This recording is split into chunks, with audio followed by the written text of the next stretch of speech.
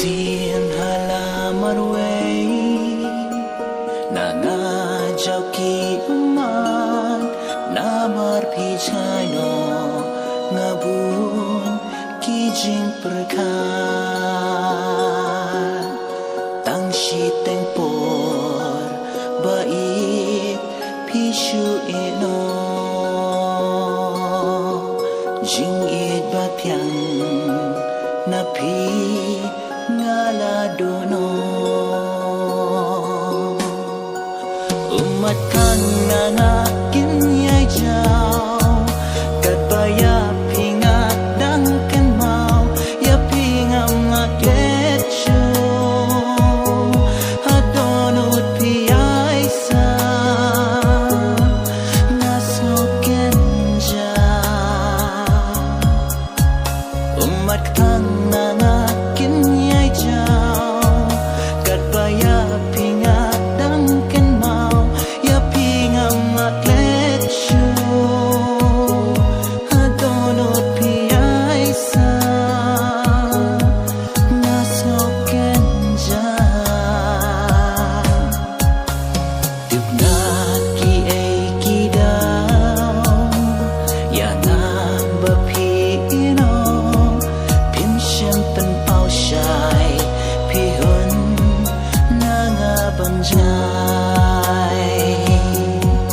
tang shi teng por bait pi shu ino jing it batyang na pi ngala dono umat kang nga kinyay jaw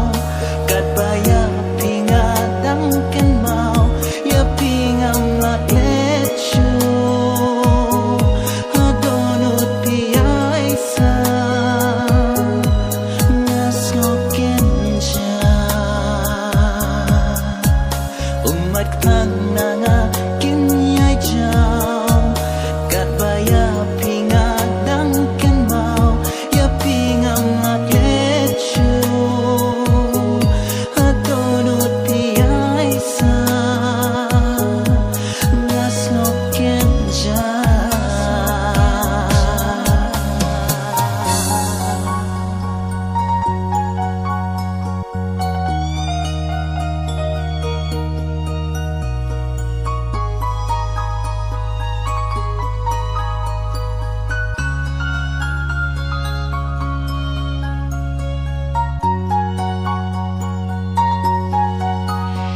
jing nong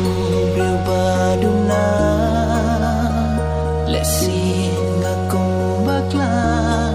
snow pada kren shai jing it kam dei ka kam kai